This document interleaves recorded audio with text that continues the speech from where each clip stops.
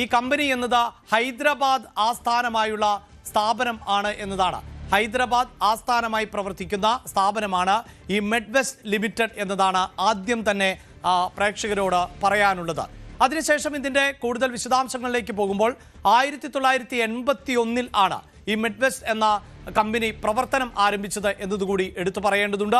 1981 സ്ഥാപിതമായി എങ്കിലും 2024 മധ്യത്തിൽ ഇതൊരു പബ്ലിക് ലിമിറ്റഡ് കമ്പനിയായി മാറുകയും ചെയ്തിട്ടുണ്ട് എന്നതാണ് ഡേറ്റകളിൽ നിന്ന് വിശദമാകുന്നത്.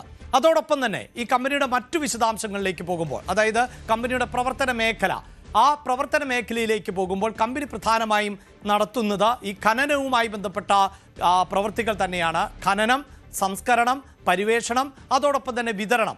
ഈ മേഖലയിലെ വമ്പൻ കമ്പനികളിൽ ഒന്ന് എന്ന് തന്നെയാണ് നമുക്ക് മിഡ്വെസ്റ്റിനെ കുറിച്ച് മനസ്സിലാക്കാൻ സാധിച്ചിട്ടുള്ളത് എന്നതാണ്. അതോടൊപ്പം എടുത്തു പറയേണ്ട മറ്റൊന്ന്, ഒരുപക്ഷെ ഈ ഖനന വിഷയങ്ങൾ ചർച്ച ചെയ്യപ്പെടുമ്പോൾ മലയാളികളെ സംബന്ധിച്ചിടത്തോളം ഇത് പരിചിതമായിട്ടുള്ള ഒന്നല്ല എന്നത് സൂചിപ്പിക്കട്ടെ. പക്ഷേ മറ്റു പല സംസ്ഥാനങ്ങളും, ഇന്ത്യയെ സംബന്ധിച്ചിടത്തോളം ഇന്ത്യ ഒരു ധാതു സമ്പത്തിൻ്റെ കലവറ എന്ന് തന്നെ വിശേഷിപ്പിക്കാവുന്ന രാജ്യമാണ്. അവിടെ മറ്റു പല സംസ്ഥാനങ്ങളും, ഇപ്പോൾ തെലങ്കാന, ആന്ധ്രാപ്രദേശ്, കർണാടകം, തമിഴ്നാട് ഉൾപ്പെടെയുള്ള സംസ്ഥാനങ്ങളിലൊക്കെ ഈ മെഡ്വെസ്റ്റ് എന്ന് പറയുന്ന കമ്പനിക്ക് അവരുടെ പ്രവർത്തനങ്ങൾ നടക്കുന്നുണ്ട്. ഖനനമോ അല്ലെങ്കിൽ പരിവേഷണമോ അത്തരം വിതരണത്തിനുള്ള മറ്റ് നടപടിക്രമങ്ങളോ ഒക്കെ നടക്കുന്നു എന്നതാണ്. അപ്പോൾ ഇതിൻ്റെ ഉടമസ്ഥത സംബന്ധിച്ച് കൂടുതൽ വ്യക്തത കൈവരേണ്ടതുണ്ട്. പക്ഷേ ഈ സ്ഥാപനത്തിൻ്റെ ആസ്ഥാനം എന്നത് തെലങ്കാനയാണ് എന്നത് എടുത്തു പറയേണ്ട ഒരു സാഹചര്യം കൂടിയുണ്ട്. തെലങ്കാന സർക്കാർ ഇപ്പോൾ കോൺഗ്രസിൻ്റെ തന്നെ സർക്കാരാണ് എന്നതും നമുക്കറിയാം. ആ സംസ്ഥാനവുമായി നല്ല ബന്ധമാണ്, അവിടുത്തെ വ്യവസായികളുമൊക്കെയായുള്ള ബന്ധമുണ്ട്. അവിടെയാണ് ഈ സ്വകാര്യ കമ്പനിക്ക് ഇത് തുറന്നു കൊടുക്കുമ്പോൾ അതിൽ മറ്റെന്തെങ്കിലും തരത്തിലുള്ള കൊള്ളയ്ക്കുള്ള സാധ്യതകൾ ഉണ്ടോ? അതുമാത്രവുമല്ല, ഈ കേന്ദ്ര ചട്ടങ്ങൾ ഒക്കെ പാലിച്ചുകൊണ്ടാണോ ഇത്തരം ധാരണകളിലേക്ക് ഏർപ്പെടാൻ പോകുന്നത്? കേന്ദ്രം അത്തരം അനുമതി നൽകുമോ? അങ്ങനെയുള്ള നിരവധിയായ ചോദ്യങ്ങൾ ഇപ്പോഴും ബാക്കിയാണ്. അതായത് ഇതിനൊരു രാഷ്ട്രീയ പ്രാധാന്യം കൂടി ഉണ്ടല്ലോ സജിത്ത്. നമുക്കറിയാം പല വിഷയങ്ങളിൽ. ഒന്നാണ് ഈ കരിമണൽ എന്നത്. 2003 മുതൽ കേരളത്തിലെ കരിമണൽ ഖനനവുമായി ബന്ധപ്പെട്ട പ്രത്യക്ഷമായ പ്രതിഷേധങ്ങൾ നമ്മൾ കണ്ടിട്ടുള്ളതാണ്. ആരുടെ കാലഘട്ടത്തിലാണ് കരിമണൽ ഖനനത്തെക്കുറിച്ച് ഉള്ള നടപടിക്രമങ്ങൾ ആരംഭിച്ചത് എന്ന് ഇതേ വി ഡി സതീശൻ തന്നെ ചോദിക്കുന്നുണ്ട്.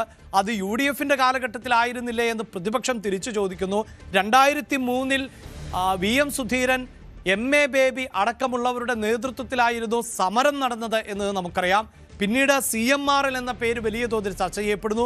ഇപ്പോഴും മുൻ മുഖ്യമന്ത്രിയുടെ മകൾ വീണ ടിക്ക് എങ്ങനെയാണ് എക്സാലോജിക്കുമായി ബന്ധപ്പെടാൻ സാധിച്ചത്, അല്ലെങ്കിൽ എക്സാലോജിക്ക് എങ്ങനെയാണ് CMRലുമായി ബന്ധപ്പെട്ടത്, മാസപ്പടി എന്ന ആ തുക എങ്ങനെയാണ് ലഭിച്ചത്, ഇങ്ങനെയൊക്കെ ചർച്ചകളിൽ നിൽക്കുമ്പോഴാണ് കരിമണൽ വീണ്ടും ഉയർന്നു വരുന്നത്. അത് പുതിയ സർക്കാരിന് തലവേദനയാകുന്നോ എന്ന സംശയവും ഉയരുന്നത്.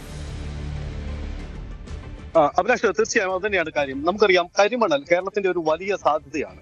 തർക്കത്തിൽപ്പെട്ട് കരിമണൽ സാധ്യത കേരളം ഉപയോഗപ്പെടുത്താതിരിക്കുമ്പോൾ സ്വകാര്യ കമ്പനികൾക്ക് വലിയ താല്പര്യമുണ്ട്. എന്നും എക്കാലവും ഒളിഞ്ഞും തെളിഞ്ഞും ഇതിനു വേണ്ടിയുള്ള നീക്കങ്ങൾ നടത്തിക്കൊണ്ടിരിക്കുകയാണ്. സർക്കാരുകൾക്ക് മുന്നിൽ വലിയ ഓഫറുകൾ വെക്കുന്നു. സ്വകാര്യ മേഖലയിലേക്ക് കരിമണൽ ഖനനം വിട്ടുകൊടുക്കുന്നില്ല എന്ന് അവകാശപ്പെടുന്ന രാഷ്ട്രീയ മുന്നണിയും സർക്കാരും ബദൽ വഴികൾ തുറന്നുകൊണ്ട് ആ കമ്പനികൾക്ക് അതിനുള്ള സാധ്യതകൾ തുറന്നു കൊടുക്കുന്നു. ഇതിന് അപ്പുറം കരിമണൽ കടത്ത എന്ന മറ്റൊരു സാധ്യത കൂടിയുണ്ട്. സർക്കാരിന്റെയോ നമ്മുടെ നിയമ സംവിധാനങ്ങളുടെയോ അറിവില്ലാതെ കരിമണൽ കടത്തിക്കൊണ്ടുപോകുന്ന സംവിധാനവും നടക്കുന്നു. അപ്പോൾ കരിമണൽ എന്ന സാധ്യതയെ മുൻനിർത്തിക്കൊണ്ട് സ്വകാര്യ കമ്പനികൾ ഇങ്ങനെ വട്ടമിട്ട് പറക്കുകയാണ്. അതിന് സാധ്യതകൾ നിരവധിയാണ്. കാരണം കേരളം പോലൊരു സ്റ്റേറ്റിൽ നമുക്കറിയാം, കേരളത്തിന്റെ തീരത്തിനപ്പുറം തമിഴ്നാട്, കർണാടക, ഒപ്പം തന്നെ തെലങ്കാന പോലെയുള്ള ഒറീസ മേഖലയുള്ള തീരങ്ങളിലും ഒക്കെ കരിമണൽ സാന്നിധ്യമുണ്ട്. പക്ഷെ അതിന്റെ ഏറ്റവും ലാർജ് സ്കെയിൽ ഉള്ളത് കേരള തീരങ്ങളാണ്. അതുകൊണ്ടാണ് കേരളത്തിന്റെ സാധ്യതകളിലേക്ക് തന്നെ വരുന്നത് പ്രധാനപ്പെട്ട കാര്യം. അപ്പോൾ കേരളത്തിന് പുറത്തുള്ള കമ്പനികളിലേക്കും കരിമണൽ ധാരാളമായി കടന്നു പോകുന്നുണ്ട്. അത്തരം സാധ്യതകൾ തുറക്കുന്നുണ്ട്. ഇവിടെ വ്യക്തമാവേണ്ട ഒരു കാര്യം, കരിമണൽ സ്വകാര്യ മേഖലയിലേക്ക് വഴി തുറക്കുന്നു എന്നൊരു സർക്കാരിന് ആർജവത്തോടെ പറയാൻ കഴിയുന്ന സാഹചര്യം ഇപ്പോഴും നമ്മുടെ സമൂഹത്തിലില്ല. കാരണം ഒരു പൊളിറ്റിക്കൽ ധാരണ ഇക്കാര്യത്തിൽ ഉണ്ടായിട്ടില്ല. കരിമണൽ മേഖലയിലേക്ക് സ്വകാര്യ കമ്പനികളെ അനുവദിക്കണോ വേണ്ടയോ? അനുവദിക്കണം. അവരും സ്വകാര്യ മേഖല വന്ന് ഖനനം നടത്തട്ടെ, അവിടുത്തെ പാരിസ്ഥിതിക പ്രശ്നങ്ങൾ ഇല്ലാത്ത രീതിയിൽ ഖനനം നടത്തട്ടെ, കേരളത്തിന് വരുമാനം ഉണ്ടാവട്ടെ എന്ന വാദം ഉന്നയിക്കുന്ന ഒരു വിഭാഗമുണ്ട്. പക്ഷേ അപ്പോഴും സർക്കാരുകൾക്ക് ആ താല്പര്യമുണ്ടെങ്കിൽ കൂടിയും പൊതുവിൽ അത്തരം ഒരു ധാരണ ഉണ്ടാക്കിയെടുക്കാൻ കഴിയുന്നില്ല. നമുക്കറിയാം VM സുധീരനെ പോലെ അല്ലെങ്കിൽ UDF-നകത്ത് പോലും ഒരു പൊളിറ്റിക്കൽ ധാരണ ഒരിക്കലും രൂപപ്പെടില്ല.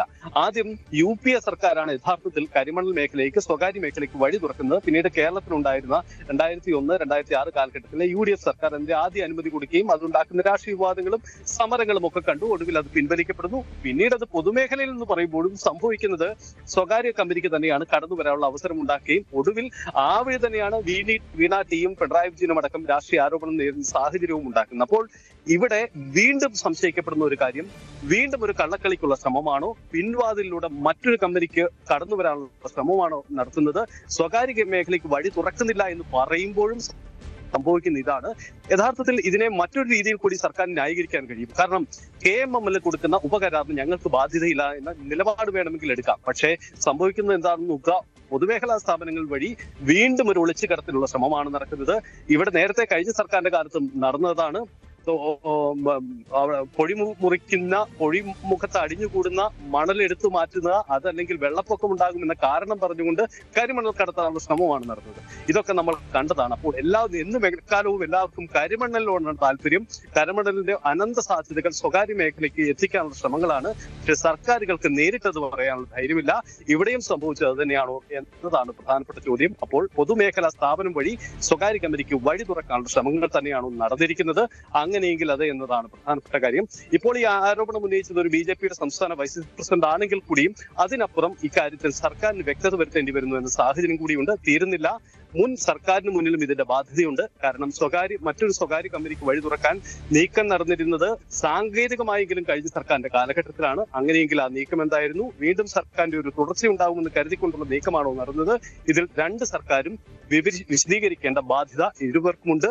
ഒപ്പം VD സതീശന് പ്രത്യേകിച്ചും നിയമസഭയിൽ ബജറ്റുമായി ബന്ധപ്പെട്ട പ്രഖ്യാപനങ്ങളിൽ അദ്ദേഹം ഉൾക്കൊള്ളിച്ചത് ഈ ഉപകരാർ എന്ന സാധ്യത മുന്നിൽ കണ്ടുകൂടിയാണോ എന്ന കാര്യത്തിൽ സ്വീകരണം വേണ്ടി വരും. സംസ്ഥാനത്ത് വീണ്ടും കരിമണൽ വലിയ ചർച്ചയാകുന്ന ഒരു സാഹചര്യം ആണ് ഉള്ളത്. സ്വകാര്യ കമ്പനിക്ക് ഇടം നൽകിയതിന് ശേഷമാണോ കരിമണൽ എന്നത്, അല്ലെങ്കിൽ കേരളത്തിന്റെ തീരദേശങ്ങൾ എന്നത് വരാൻ പോകുന്ന കാലഘട്ടത്തിൽ കേരളത്തിന്റെ സമ്പദ്ഘടനയെ കരുപ്പിടിപ്പിക്കുന്നതിനുള്ള മാർഗമായി മാറും എന്ന് മുഖ്യമന്ത്രി പ്രഖ്യാപിച്ചത്? ഒപ്പം മുഖ്യമന്ത്രി അതിനുശേഷം നടത്തിയ മറുപടി സ്വകാര്യ പങ്കാളിത്തം അനുവദിക്കില്ല എന്ന് പറയുമ്പോൾ അത് സഭയെ തെറ്റിദ്ധരിപ്പിക്കുകയായിരുന്നു. ഇങ്ങനെയുള്ള ചോദ്യങ്ങൾക്ക് തീർച്ചയായും സർക്കാരും മുഖ്യമന്ത്രിയും വരും ദിവസങ്ങളിൽ മറുപടി നൽകേണ്ടതായി വരും. കൂടുതൽ വാർത്തകൾക്ക് News 18 Keralam YouTube channel subscribe ചെയ്യുക.